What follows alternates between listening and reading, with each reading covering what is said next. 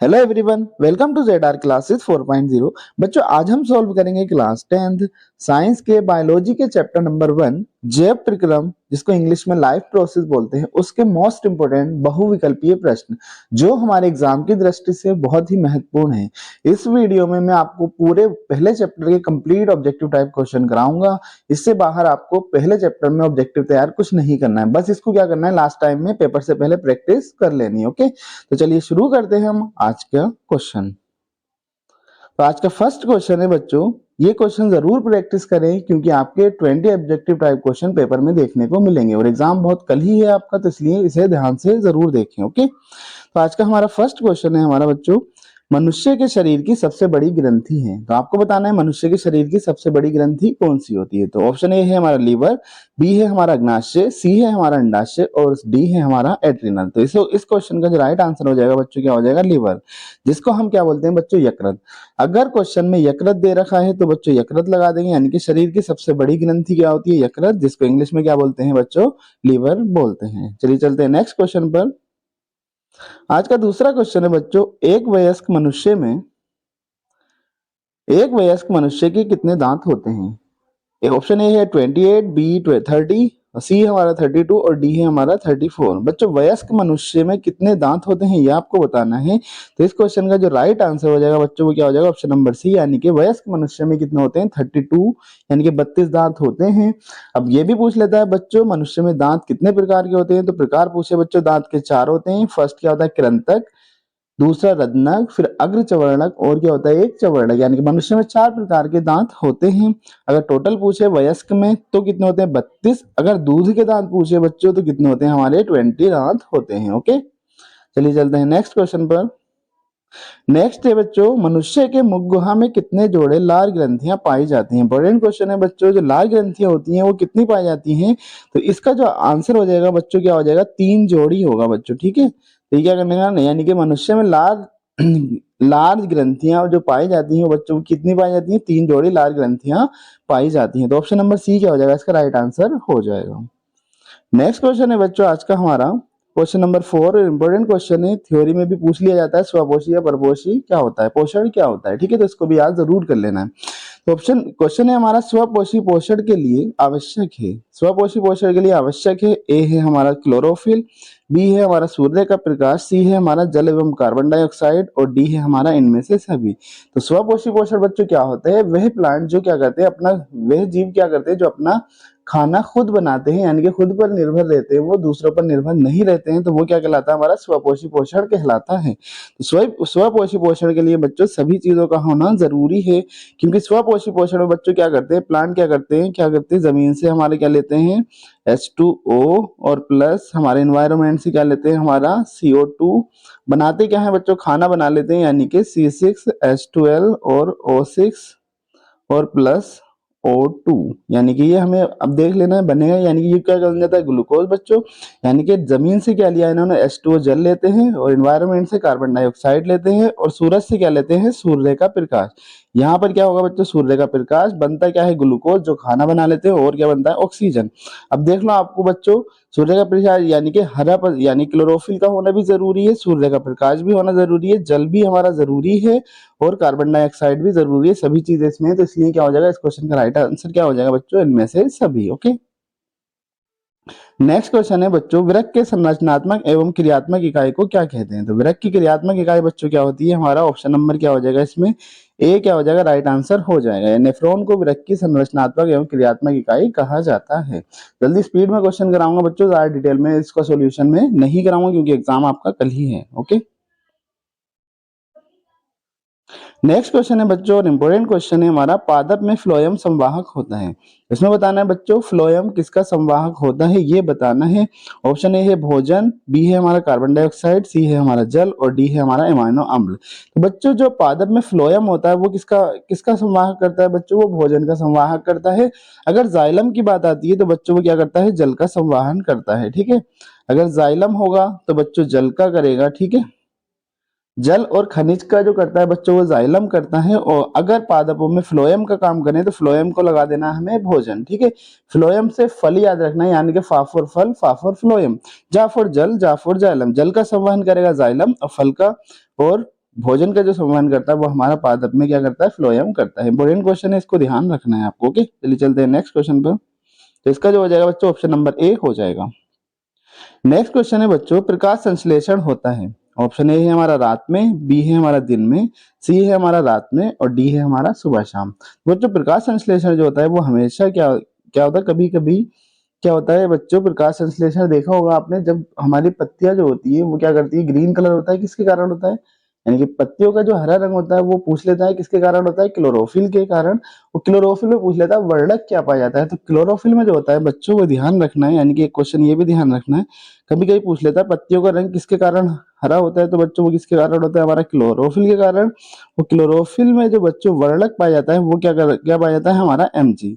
ठीक है, यानी कि मैग्नीशियम उसमें पाया जाता है और ब्लड के अंदर पाया जाता है तो आयरन पाया जाता है, ये भी ध्यान रखना है। यानी क्लोरोफिल के अंदर एक वर्णक पाया जाता है जिसको हम क्या बोलते हैं, Mg बोलते हैं। उसके बाद बच्चों जो प्रकाश संश्लेषण होता है वो हमारा हमेशा क्या होता है बच्चों, दिन में होता है। ठीक है, तो इसका आंसर जो हो जाएगा बच्चों बी क्या हो जाएगा, दिन में हो जाएगा। ये प्रकाश संश्लेषण की क्रिया हमारी दिन में होती है। ओके, कुछ प्लांट क्या करते हैं बच्चों, रात में भी प्रकाश संश्लेषण कर लेते हैं। ओके, नेक्स्ट क्वेश्चन है क्वेश्चन नंबर 8। जठर ग्रंथियां कहाँ पाई जाती हैं। अब इसमें बताना है बच्चों जठर ग्रंथियां कहाँ पाई जाती हैं। ऑप्शन ए है आंख में, अग्नाशय में, यकृत में या अमाशय में। तो इसका जो बच्चों राइट आंसर हो जाएगा ऑप्शन नंबर डी हो जाएगा। जो जठर ग्रंथियां हैं वो हमारे अमाशय में पाई जाती हैं। नेक्स्ट क्वेश्चन है पादप में जाइलम उत्तरदायी। अभी बताया था मैंने बच्चों जाइलम का काम क्या होता है, जल का संवहन करना। ठीक है, भोजन का पूछेगा तो हमारा फ्लोएम हो जाएगा, जल का पूछेगा तो जाइलम हो जाएगा। तो इस क्वेश्चन का जो राइट आंसर हो जाएगा बच्चों ऑप्शन नंबर ए हो जाएगा। जाइलम किसके लिए उत्तरदायी है, जल का वहन करने के लिए। ओके, नेक्स्ट क्वेश्चन है बच्चों हमारा रक्त में आयरन की कमी से होने वाला रोग है, यानी कि रक्त में जो आयरन की कमी हो जाती है उससे कौन सा रोग होता है। तो इस क्वेश्चन का जो राइट आंसर हो जाएगा बच्चों ऑप्शन नंबर सी हो जाएगा। एनीमिया क्या होता है, रक्त में आयरन की कमी से हो जाता है। इसके लिए हमें क्या क्या खाना चाहिए, हरी पत्तेदार सब्जियां, आंवला और गुड़ आदि खाना चाहिए। ओके, नेक्स्ट बच्चों प्रश्न नंबर 11, मनुष्य के सांस लेने और छोड़ने की क्रिया को क्या कहा जाता है। सांस लेने और छोड़ने की क्रिया को क्या कहा जाता है ये बताना है। तो बच्चों इसका जो राइट आंसर हो जाएगा हमारा ऑप्शन नंबर क्या हो जाएगा, ए हो जाएगा। यानी कि सांस लेने और छोड़ने की क्रिया को श्वासोच्छ्वास कहा जाता है। ओके, नेक्स्ट क्वेश्चन है बच्चों आज का हमारा, निम्न में से कौन सा उत्सर्जी अंग है। अब उत्सर्जी अंग बताना है बच्चों, एक्सक्रीटरी ऑर्गन बताना है आपको। तो उत्सर्जी बच्चों इसमें कौन सा होगा, विरक, अग्नाशय, आंख या इनमें से कोई नहीं। इस क्वेश्चन का राइट आंसर बच्चों ऑप्शन नंबर ए हो जाएगा। विरक जो होते हैं जिसको हम किडनी बोलते हैं ये हमारा उत्सर्जी अंग है। ये इंपॉर्टेंट क्वेश्चन है बच्चों, ध्यान रखना है। पूछ लेता मनुष्य का प्रमुख उत्सर्जी अंग कौन सा है, तो हमारा क्या होगा, विरक होगा। अगर श्वसन अंग प्रमुख पूछे तो बच्चों फेफड़े हो जाएगा। ओके, नेक्स्ट बच्चों क्वेश्चन है हमारा, मत्स्य का मुख्य श्वसन अंग है। मत्स्य में से होता है मछली, मछली का श्वसन अंग कौन सा है ये आपको बताना है, यानी किसके द्वारा मछलियां सांस लेती हैं। ठीक है, ऑप्शन ए है लीवर, फेफड़ा, गिल्स या नाक। तो बच्चों बताना है श्वसन अंग। तो इसका जो राइट आंसर हो जाएगा मत्स्य का मुख्य श्वसन अंग जो होता है बच्चों वो क्या होता है, गिल्स होता है। यानी कि मछलियां जो होती हैं गिल्स के द्वारा सांस लेती हैं। अगर यहीं पर बच्चों क्या पूछे, अगर मनुष्य का पूछ ले, ये ध्यान रखना इंपॉर्टेंट क्वेश्चन है, यानी कि मनुष्य का पूछे तो क्या हो जाएगा बच्चों, मुख्य श्वसन अंग जो हो जाएगा बच्चों क्या हो जाएगा, हमारा फेफड़े हो जाएगा। मनुष्य का फेफड़े हो जाएगा और मत्स्य यानी मछली का पूछे तो गिल्स हो जाएगा। ओके, जिसको गलफड़े भी बोलते हैं। नेक्स्ट बच्चों ऑप्शन क्वेश्चन नंबर 14 है हमारा, मानव हृदय में पाए जाते हैं। मानव हृदय में कितने वेश्म पाए जाते हैं, मोस्ट इंपोर्टेंट क्वेश्चन है ये। तो इसमें जो बच्चों हमारे हृदय में जो होते हैं वो कितने वेश्म पाए जाते हैं, हमारे ऑप्शन नंबर सी हो जाएगा, 4 वेश्म पाए जाते हैं। ठीक है, जिसमें क्या होते हैं, 2 नीले होते हैं और 2 ही क्या होते हैं, अलिंद होते हैं। हमारा हृदय क्या होता है, 2 भागों में बटा होता है बच्चों, ये भी ध्यान रखना। हमारा जो हृदय होता है वो बच्चों 2 भाग में बटा होता है, एक क्या होता है बाया और एक क्या होता है बच्चों दायां भाग। ठीक है, हृदय जो होता है हमारा 2 भागों में बटा होता है, एक दायां भाग होता है और एक बायां भाग होता है। इसमें भी क्या होते हैं बच्चों, अलिंद और नीले होते हैं, जिसमें क्या होते हैं दायां अलिंद और दायां नीले, बायां अलिंद और बायां नीले, यानी कि 2 अलिंद होंगे और 2 ही नीले होते हैं। यानी कि वेस्ट में जो पूछा जाएगा तो 4 चैम्बर होते हैं हमारे हृदय के अंदर। ओके, तो इसका option number C right answer हो जाएगा। नेक्स्ट है मैग्नीशियम पाया जाता है। अभी मैंने बताया था और इंपॉर्टेंट क्वेश्चन है बच्चों, मैग्नीशियम किस में पाया जाता है, अभी बताया था मैंने आपको। तो इस क्वेश्चन का जो राइट आंसर हो जाएगा बच्चों वो क्या हो जाएगा, ऑप्शन नंबर ए, क्लोरोफिल के अंदर क्या होता है मैग्नीशियम यानी कि Mg पाया जाता है। ओके, नेक्स्ट क्वेश्चन है हमारा, मनुष्य में विरक एक तंत्र का भाग है जो संबंधित है। अब विरक फिर बताना है बच्चों, किडनी किसका एक भाग है, अभी बताया था बच्चों, किसका हो जाएगा ऑप्शन नंबर सी, उत्सर्जन का क्या होता है, ये एक भाग होता है जो हमारा मुख्य उत्सर्जी अंग होता है। ओके, नेक्स्ट क्वेश्चन है बच्चों, पौधों में वाष्पोत्सर्जन किस भाग में होता है। अब वाष्पोत्सर्जन बताना है बच्चों किस भाग में होता है, तो इस क्वेश्चन का जो राइट आंसर हो जाएगा बच्चों क्या हो जाएगा, ऑप्शन नंबर सी हो जाएगा राइट आंसर। यानी कि पत्तियों में जो होता है बच्चों वो क्या होता है, वाष्पोत्सर्जन की क्रिया होती है। अब ये पत्तियां होती हैं, अब ये किसके द्वारा, यानी कि स्टोमेटा के द्वारा क्या होता है बच्चों, ये क्या होते हैं हमारे स्टोमेटा, जिसको हम रंध्र बोलते हैं, जिसके द्वारा वाष्पोत्सर्जन की क्रिया होती है। ओके, नेक्स्ट क्वेश्चन है बच्चों आज का हमारा, प्रचलित रूप से ऊर्जा गृह कहलाता है, यानी कि powerhouse of the cell. इससे भी आ जाता है बच्चों, इंग्लिश में भी ध्यान रखना, powerhouse of the cell. Powerhouse of the cell किसे कहा जाता है या ऊर्जा गृह किसे कहा जाता है, ये आपको बताना है। तो इस क्वेश्चन का जो बच्चों राइट आंसर हो जाएगा हमारा ऑप्शन नंबर सी हो जाएगा, यानी कि माइटोकॉन्ड्रिया को powerhouse of the cell या फिर प्रचलित रूप से ऊर्जा गृह कहा जाता है। ठीक है, नेक्स्ट क्वेश्चन है हमारा, पल्मोनरी शिरा रक्त लाती हैं अथवा फेफड़ों से शुद्ध रक्त आता है, दोनों को बच्चों बता दिया है। या तो इस टाइप से भी क्वेश्चन पूछा जा सकता है या फिर फेफड़ों से शुद्ध रक्त आता है, इस टाइप से भी हमारा क्वेश्चन पूछा जा सकता है। तो ऑप्शन है हमारा दाई अलिंद में, बी है हमारा बाएं नीले में, बाएं अलिंद में, और डी है हमारा दाएं नीले में। तो इस क्वेश्चन का जो बच्चों राइट आंसर हो जाएगा वो हमारा क्या हो जाएगा, बाएं अलिंद में। तो ऑप्शन नंबर सी क्या हो जाएगा बच्चों, इसका राइट आंसर हो जाएगा, यानी कि पल्मोनरी शिरा जो लाती है, रक्त लाती है हमारे बाएं अलिंद में। ओके, नेक्स्ट क्वेश्चन है आज का हमारा, हीमोग्लोबिन महत्वपूर्ण भूमिका निभाता है। हीमोग्लोबिन किसमें महत्वपूर्ण भूमिका निभाता है, यह आपको बताना है। तो बच्चों इस क्वेश्चन का जो राइट आंसर हो जाएगा हमारा क्या हो जाएगा, श्वसन में। ठीक है, हीमोग्लोबिन श्वसन में महत्वपूर्ण भूमिका निभाता है। ओके, नेक्स्ट क्वेश्चन है आज का बच्चों, पित्त रस का स्त्रावण होता है। तो आपको बताना है बच्चों, पित्त रस का स्त्रावण कहाँ होता है, ये आपको बताना है। इंपॉर्टेंट क्वेश्चन है, एक नंबर में भी कभी अलग से थ्योरी में 2 नंबर में पूछ लिया जाता है क्वेश्चन। ठीक है, तो बच्चों इस क्वेश्चन का जो राइट आंसर हो जाएगा हमारा ऑप्शन नंबर बी हो जाएगा, यानी कि स्त्रावण पूछे तो बच्चों क्या होता है, यकृत में, और इकट्ठा पूछे तो बच्चों यानी कि पित्त इकट्ठा कहाँ पर होता है हमारा, तो हमारा क्या आ जाता है बच्चों, पित्ताशय। ठीक है, पित्तरस का स्त्रावण कहाँ होता है, यकृत से, और इकट्ठा कहाँ पर होता है हमारा, पित्ताशय से। ये ध्यान रखना है आपको। ओके, नेक्स्ट क्वेश्चन है बच्चों, द्वार कोशिकाएं पाई जाती हैं। ये आपको बताना है बच्चों, द्वार कोशिकाएं पाई जाती हैं जड़ों में, रंध्रों में, या वात रंध्रों में, या फिर इनमें से सभी। तो बच्चों इस क्वेश्चन का जो राइट आंसर हो जाएगा ऑप्शन नंबर सी हो जाएगा, द्वार कोशिकाएं वात रंध्रों में पाई जाती हैं। ओके, चलिए चलते हैं बच्चों नेक्स्ट क्वेश्चन पर। आज का नेक्स्ट क्वेश्चन है हमारा, निम्नलिखित समीकरणों में से कौन सा समीकरण प्रकाश संश्लेषण प्रक्रिया का माना जाता है। आपको बताना है बच्चों, इसमें से कौन सा समीकरण जो है वो प्रकाश संश्लेषण का माना जाता है। आप सभी को ये याद ही कर लेना है। ठीक है, या रिएक्शन या सोल्व करके देख लें। ओके, तो इसका मैं डायरेक्टली आंसर ही आपको बता देता हूँ कैसे करना है। तो इस बच्चों इस क्वेश्चन का जो राइट आंसर हो जाएगा वो ऑप्शन नंबर हमारा सी हो जाएगा। ओके, हमें समझा देता हूँ कैसे। ठीक है, प्रकाश संश्लेषण के लिए हमें कार्बन डाइऑक्साइड भी जरूरी होता है। ठीक है, उसके बाद हमारा क्या होता है, जल भी जरूरी होता है। ठीक है, प्लस क्लोरोफिल भी होता है, जरूरी होता है, और सूर्य का प्रकाश, यानी प्रकाश संश्लेषण के लिए ये चारों चीजों का होना जरूरी है। ओके, तो उसके बाद बच्चों बनता क्या है हमारा, C6H12O6, यानी ग्लूकोज बनता है जो पौधे खाना बनाते हैं।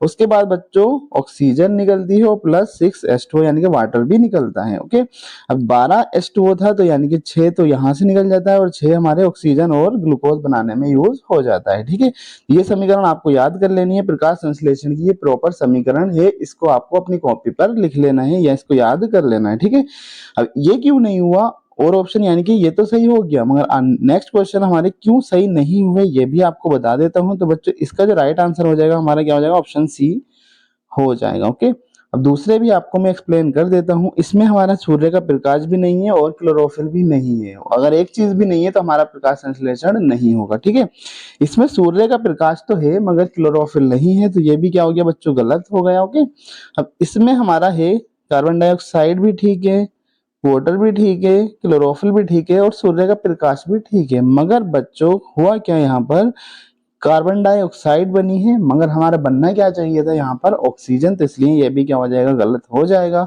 इसलिए ऑप्शन नंबर सी क्या हो जाएगा, इसका राइट आंसर हो जाएगा। ओके, चलिए चलते हैं नेक्स्ट क्वेश्चन पर बच्चों। यकृत स्त्रावित करता है, एक बार और स्त्रावण पूछा था अभी पीछे मैंने, और अब फिर से ये क्वेश्चन आ गया है, यकृत से क्या यानी क्या स्त्रावित होता है यकृत से, ये आपको बताना है। तो इस क्वेश्चन का जो बच्चों राइट आंसर हो जाएगा हमारा क्या हो जाएगा, ऑप्शन नंबर सी हो जाएगा। यकृत किसका स्त्रावण करता है बच्चों, पित्ररस का स्त्रावण करता है। नेक्स्ट क्वेश्चन देख लेते हैं। ऑप्शन नेक्स्ट है प्रश्न नंबर 25। पादपों में वायु प्रदूषण कम करने वाली प्रक्रिया है, यानी कि कौन सी ऐसी इसमें प्रक्रिया है जो वायु प्रदूषण को कम करती है। ठीक है, ऑप्शन ए है श्वसन, बी है वाष्पोत्सर्जन, सी है हमारा प्रकाश संश्लेषण और डी है हमारा रसारोहण। तो इस क्वेश्चन का जो राइट आंसर हो जाएगा ऑप्शन नंबर सी हो जाएगा, यानी कि प्रकाश संश्लेषण हो जाएगा। ओके, नेक्स्ट क्वेश्चन है बच्चों, जल्दी से कर लीजिए क्योंकि टाइम बहुत कम बचा है और जल्दी जल्दी आपको स्पीड बढ़ा के ये वीडियो देख लेनी है। ओके, यूरिया का निर्माण होता है, आपको ये बताना है। तो बच्चों इस क्वेश्चन का जो राइट आंसर हो जाएगा, मैं आंसर ही बता देता हूं। तो यूरिया का निर्माण कहाँ होता है, हमारा यकृत के अंदर क्या होता है, यूरिया का निर्माण होता है। ओके, नेक्स्ट क्वेश्चन है बच्चों हमारा, फ्लोएम द्वारा भोजन का स्थानांतरण होता है। अब ये बताना है भोजन का स्थानांतरण होता है किसके रूप में होता है, वसा के रूप में, प्रोटीन के रूप में, गैसीय रूप में या सुक्रोज के रूप में। इंपोर्टेंट क्वेश्चन है बच्चों, जो फ्लोएम द्वारा भोजन का स्थानांतरण होता है बच्चों वो सुक्रोज के रूप में होता है। ओके, आई होप क्लियर हो गया होगा। नेक्स्ट क्वेश्चन हम चलते हैं। मोस्ट इंपोर्टेंट क्वेश्चन हमारा बच्चों नेक्स्ट, हमारा लार में कौन सा एंजाइम पाया जाता है, पूछ लिया जाता है, बहुत बार एग्जाम में पूछा जा चुका है। तो बच्चों इस क्वेश्चन का जो राइट आंसर हो जाएगा हमारा क्या हो जाएगा, ऑप्शन नंबर सी हो जाएगा, एमाइलेज। और बच्चों एक अदर नाम से पूछ लेता है, ये क्या होता है हमारा टॉयलिन एंजाइम, यानी कि लार में कौन सा एंजाइम आ जाता है। अगर ऑप्शन टॉयलिन हो ऑप्शन में तो टॉयलिन भी हमें लगा देना है। ठीक है, यानी कि टॉयलिन या एमाइलेज हमारा लार में एंजाइम पाया जाता है। ठीक है, नेक्स्ट क्वेश्चन है बच्चों हमारा आज का, वह जैव प्रक्रम जिसके द्वारा हानिकारक पदार्थों का निष्कासन शरीर से बाहर होता है कहलाता है, यानी कि हानिकारक पदार्थों को शरीर से बाहर निकालने की क्रिया को हम क्या कहते हैं। तो इस क्वेश्चन का जो राइट आंसर हो जाएगा बच्चों ऑप्शन नंबर बी हो जाएगा, यानी कि हानिकारक पदार्थों को बॉडी से बाहर निकालना हमारा क्या कहलाता है, उत्सर्जन कहलाता है। इससे पहले दो तीन वीडियो में ऑब्जेक्टिव की ओर डाल चुका हूँ, वो वीडियो जरूर देख लें आप, केमिस्ट्री की भी डाल रखी है मैंने। ओके, नेक्स्ट क्वेश्चन है बच्चों हमारा आज का प्रश्न नंबर 30। प्रकाश संश्लेषण के दौरान निम्न में से कौन सी एक क्रिया नहीं होती है। इसमें ये ध्यान रखना बच्चों, क्वेश्चन में हमें नहीं जरूर देख लेना है ध्यान से। तो कौन सी एक ऐसी क्रिया है जो हमारी प्रकाश संश्लेषण में नहीं होती है। ठीक है, ऑप्शन ए है क्लोरोफिल द्वारा प्रकाश ऊर्जा को अवशोषित करना, बिल्कुल सही है, क्योंकि क्लोरोफिल द्वारा प्रकाश ऊर्जा को क्या करा जाता है, अवशोषित करा जाता है। प्रकाश ऊर्जा का रासायनिक ऊर्जा में परिवर्तन, ये भी ठीक है, क्योंकि क्या होती है हमारा ग्लूकोज के रूप में टूट जाता है। कार्बन डाइऑक्साइड का कार्बोहाइड्रेट में अपचयन, बिल्कुल ठीक है, CO2 क्या बना लेती है हमारा C6H12O6 बना लेती है। नेक्स्ट और डी बचा है ग्लूकोज का पायरुविक अम्ल में विखंडन, ये बिल्कुल भी गलत हो जाएगा और यही हमारा क्या होगा, राइट आंसर हो जाएगा। यानी ग्लूकोज का पायरुविक अम्ल में विखंडन ये क्या है, प्रकाश संश्लेषण के लिए क्या होता है, नहीं है क्रिया, ये नहीं। ओके, नेक्स्ट क्वेश्चन है बच्चों हमारा क्वेश्चन नंबर 31। किण्वन के बारे में निम्न में से कौन सा कथन सत्य नहीं है। आपको बताना है बच्चों कौन सा कथन इसमें सत्य नहीं है। तो फर्स्ट है हमारा ऑप्शन नंबर ए, ये ऑक्सीजन की अनुपस्थिति में होता है। ठीक है, ये परागृता सामान्यतः ईस्ट में होता है। ठीक है, इस क्रिया में पायरुवेट या पायरुविक अम्ल CO2 व इथेनॉल में परिवर्तित होता है। नेक्स्ट, ये क्रिया माइटोकॉन्ड्रिया में होती है, यही क्या हो जाएगा, बिल्कुल गलत हो जाएगा। यही हमारा क्या हो जाएगा, इसका राइट आंसर गलत है। तो यही क्या है हमारा सही, क्योंकि इसमें क्या पूछा था बच्चों, नहीं पूछा था। तो किण्वन के बारे में हमारा क्या हो जाएगा, यही गलत हो जाएगा। ये क्रिया माइटोकॉन्ड्रिया में संपन्न होती है, ये बिल्कुल ही गलत है। ओके,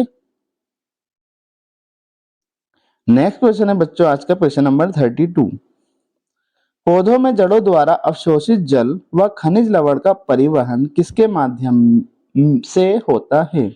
तो बच्चों खनिज लवण और क्या पूछा है, जल का परिवहन किसके द्वारा होता है। मैंने अभी भी आपको बताया था, जल और खनिज का परिवहन हमारा कौन करता है, जाइलम करता है।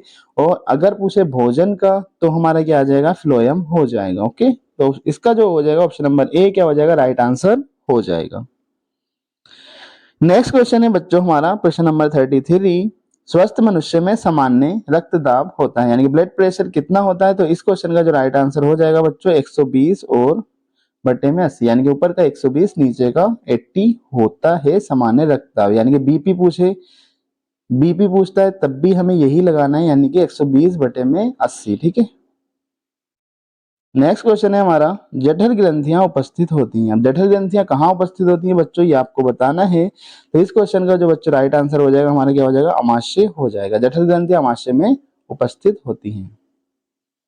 नेक्स्ट क्वेश्चन है बच्चों हमारा प्रश्न नंबर 35, प्रकाश संश्लेषण के दौरान क्या नहीं संश्लेषित होता है। अब इसमें बताना है संश्लेषित क्या नहीं होता है, सिंथेसिस क्या किसकी नहीं होती है। ठीक है। तो इस क्वेश्चन का जो बच्चों राइट आंसर हो जाएगा हमारा क्या हो जाएगा, ऑप्शन नंबर बी हो जाएगा, यानी कि कार्बन डाइऑक्साइड क्या होता है, संश्लेषित नहीं होता है हमारा प्रकाश संश्लेषण के दौरान। इंपोर्टेंट क्वेश्चन है, इसको ध्यान रखना है। ओके।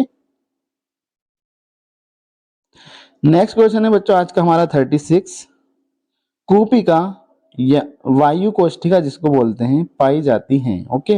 यकृत में, अमाशय में, फेफड़ों में या जीभ में। तो इस क्वेश्चन का जो बच्चों राइट आंसर हो जाएगा ऑप्शन नंबर बी हो जाएगा, यानी कि कूपिका या वायु कोष्ठिका कहाँ पाई जाती है, हमारे फेफड़ों के अंदर पाई जाती है। ओके। नेक्स्ट है हमारा बच्चों, रक्त का लाल रंग किस पदार्थ की उपस्थिति के कारण होता है। तो रेड कलर जो होता है बच्चों वो किसके कारण होता है, हमारा हीम के कारण होता है ब्लड का लाल रंग। ओके। नेक्स्ट रुधिर के कितने समूह होते हैं। तो इस बच्चों इस क्वेश्चन का जो राइट आंसर हो जाएगा आपका कितना हो जाएगा, 4 हो जाएगा।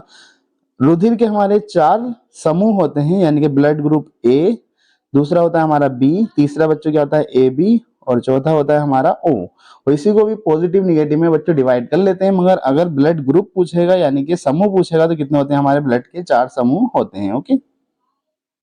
नेक्स्ट क्वेश्चन है बच्चों आज का हमारा, जठर रस स्त्रावित होता है अथवा जठर रस स्त्रावित करने वाली जठर ग्रंथियां पाई जाती हैं। इसको आपको बताना है, यानी कि जठर रस स्त्रावित होता है।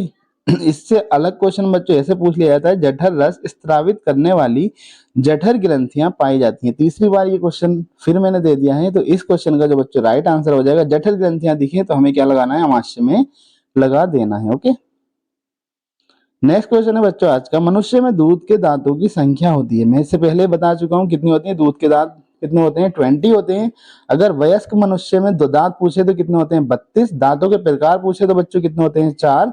अगर दूध के दांत पूछे तो कितने होते हैं, हमारे 20 होते हैं। ओके। नेक्स्ट आ गया बच्चों, प्रत्येक जबड़े में अग्र चवर्णकों की संख्या होती है। अब इसमें बताना बच्चों अग्र चवर्णक कितने होते हैं। आप सभी को याद रखना है, यानी कि दंत सूत्र कभी पूछ लेता है। तो दंत सूत्र क्या होता है बच्चों, आई से याद रखना, आई सी पी एम और एम। ठीक है। आई क्या होता है बच्चों, 2/2, और सी क्या होता है हमारा 1/1, और पी एम क्या होता है बच्चों 2/2, और m क्या होता है बच्चों 3/3। अब सभी के बच्चों क्या कर देते हैं हम, पूरे की 2 से मल्टीप्लाई। ठीक है। आई क्या होता है बच्चों, जिसको हम कृंतक बोलते हैं, इंसीजर। सी होता है हमारा रत्नक, और प्रीमोलर का मतलब होता है पिर चवर्णक या अग्र चवर्णक। ठीक है। और एम का मतलब होता है हमारा चवर्णक। अब इसमें क्या पूछा है, अग्र चवर्णकों की संख्या पूछिए प्रत्येक जबड़े, यानी कि एक जबड़े में अग्र चवर्णक कितने होते हैं। तो अग्र चवर्णक बच्चों आपको देख लेना है, अग्र चवर्णक हमारे कौन से होते हैं, पीएम, यानी कि ऊपर के जबड़े में 2 और नीचे के जबड़े में 2, यानी कि 2 की गुणा हम 2 से करेंगे तो कितना हो जाएगा, 2 दूनी 4, यानी कि 4 ऊपर होते हैं और 4 ही क्या होते हैं, नीचे होते हैं। तो टोटल होते हैं हमारे 8। अब प्रत्येक जबड़े में पूछा है तो कितने होंगे हमारे बच्चों, एक जबड़े में कितने होंगे, 4, यानी कि 2 जोड़ी दांत होंगे। अगर इसी प्रकार हमारा पूछता है क्या, इंसीजर यानी कि कृंतक पूछता है, तो ये भी क्या होते हैं, 2 2 दूनी 4, 4 ऊपर और 4 नीचे। ठीक है। अगर हमारा रत्नक पूछता है तो 2 ऊपर और 2 नीचे, रत्नक होते हैं 4। प्रीमोलर भी हमारे कितने होते हैं, 4 ऊपर और 4 नीचे, यानी कि 8 होते हैं। अगर हमारे चवर्णक की बात करें तो वो कितने होंगे, 3 दूनी 6, 6 ऊपर और 6 नीचे। ठीक है। तो इसका जो राइट आंसर हो जाएगा बच्चों ऑप्शन नंबर बी हो जाएगा, यानी कि प्रत्येक जबड़े में पूछा है, यानी कि 4 ऊपर होते हैं और 4 नीचे होते हैं, टोटल 8 होते हैं। मगर इसमें एक जबड़े में, यानी एक जबड़े में पूछा है तो कितने हो जाएंगे, हमारे 2 जोड़ी हो जाएंगे। ओके। नेक्स्ट क्वेश्चन है बच्चों, ऊर्जा की मुद्रा है, इंपॉर्टेंट क्वेश्चन। ऊर्जा की मुद्रा, जो इसका राइट आंसर हो जाएगा बच्चों ऑप्शन नंबर सी हो जाएगा। एटीपी को हम ऊर्जा की मुद्रा बोलते हैं। कभी कभी फुल फॉर्म पूछ लेता है, तो एटीपी की फुल फॉर्म क्या होती है, एडिनोसिन ट्राइफॉस्फेट। डीएनए की क्या होती है, डीऑक्सी राइबो न्यूक्लिक एसिड। और आरएनए की क्या होती है, राइबो न्यूक्लिक एसिड। ठीक है। नेक्स्ट है बच्चों, जल में घुलनशील विटामिन है। इंपॉर्टेंट क्वेश्चन है, ये भी आपको ध्यान रखना है। तो जल में घुलनशील बच्चों मैं आपको बता देता हूँ, दो ही विटामिन होते हैं, बी और सी। इससे अलावा जितने भी बचते हैं हमारे ए डी और ई और के, ये क्या होते हैं बच्चों, वसा में घुलनशील होते हैं, और बी और सी जो होता है वो जल में घुलनशील होता है। तो आपको देख लेना है बच्चों, इसमें क्या होगा, हमारा ए तो होगा नहीं क्योंकि वसा में हो गया, ये भी हमारा वसा में हो गया, डी भी हमारा क्या हो गया, वसा में। बचा एक ऑप्शन नंबर सी, यही क्या हो जाएगा बच्चों, इसका राइट आंसर हो जाएगा। तो जल में घुलनशील विटामिन कौन सा होगा, हमारा सी हो जाएगा।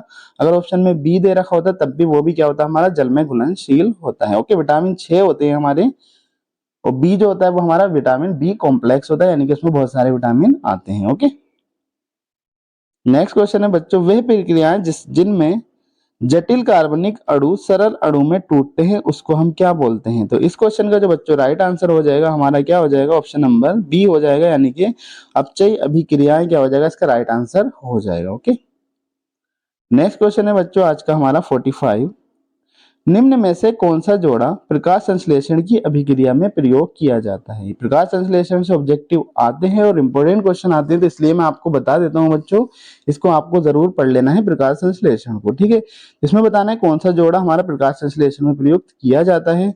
ऑप्शन है कार्बन डाइऑक्साइड एवं ऑक्सीजन, ये नहीं होगा। दूसरा है हमारा जल एवं ऑक्सीजन, ये भी नहीं होगा हमारा। जल एवं कार्बन डाइऑक्साइड, ठीक है, ये हो जाएगा क्योंकि H2O और प्लस CO2 और फिर प्लस सूर्य का प्रकाश प्लस क्लोरोफिल मिलकर क्या बना लेते हैं हमारा उसका यानी कि ग्लूकोज प्लस ऑक्सीजन का निर्माण कर लेते हैं। तो इसका जो बच्चों ऑप्शन हो जाएगा हमारा ऑप्शन सी हो जाएगा, जल एवं कार्बन डाइऑक्साइड जो होंगे हमारे प्रकाश संश्लेषण अभिक्रिया में प्रयोग किए जाते हैं। ओके, तो ऑप्शन नंबर सी क्या हो जाएगा, इसका राइट आंसर हो जाएगा। नेक्स्ट क्वेश्चन है, क्लोरोफिल अवशोषित करता है, ये बताना है बच्चों। तो इस क्वेश्चन का राइट आंसर हो जाएगा हमारा प्रकाश ऊर्जा। प्रकाश ऊर्जा को क्या करता है, क्लोरोफिल अवशोषित करता है। ओके, नेक्स्ट क्वेश्चन है हमारा, निम्न में से कौन विषमपोषी नहीं है। तो विषमपोषी नहीं है बताना बच्चों, ए है फफूंदी, बी है हमारा फीताकर्मी, सी है हमारा ईस्ट, डी है हमारा मनी प्लांट। ये पिछली बार हमारा क्वेश्चन पूछा जा चुका है, तो इस क्वेश्चन का जो राइट आंसर हो जाएगा बच्चों ऑप्शन नंबर डी हो जाएगा, यानी कि मनी प्लांट जो है वो विषमपोषी नहीं है। ओके, नेक्स्ट क्वेश्चन है हमारा, मूत्र निर्माण होता है। अब ये बताना है आपको मूत्र निर्माण कहाँ होता है, ये आपको बताना है। तो मूत्र का निर्माण जो होता है वो कहाँ होता है, विरक्त में। ओके, ऑप्शन नंबर ए क्या हो जाएगा, इसका राइट आंसर हो जाएगा।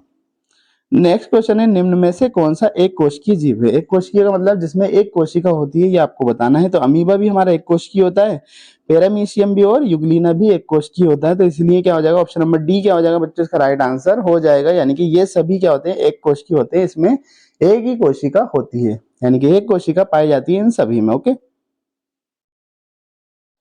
नेक्स्ट क्वेश्चन है, अधिकतर पेड़ पौधे होते हैं। पेड़ पौधे बताना है बच्चों क्या होते हैं। तो पेड़ पौधे जो होते हैं वो अपना खाना खुद बनाते हैं, और जो प्लांट अपना खाना खुद बनाते हैं वो क्या कहलाते हैं, हमारे स्वपोषी कहलाते हैं। तो ऑप्शन नंबर ए क्या हो जाएगा बच्चों, इसका राइट आंसर हो जाएगा। ओके, नेक्स्ट और लास्ट क्वेश्चन है हमारा आज का, मानव अमाशय में कौन सा अम्ल उत्पन्न होता है। अब ये बताना है हमारे पेट के अंदर कौन सा अम्ल उत्पन्न होता है, और इंपॉर्टेंट क्वेश्चन है बच्चों। तो इस क्वेश्चन का राइट आंसर हो जाएगा हमारा ऑप्शन नंबर सी, हाइड्रोक्लोरिक अम्ल या HCl हमारे पेट के अंदर क्या होता है, उत्पन्न होता है। मोस्ट इंपोर्टेंट क्वेश्चन है, तो इस क्वेश्चन का राइट आंसर हो जाएगा।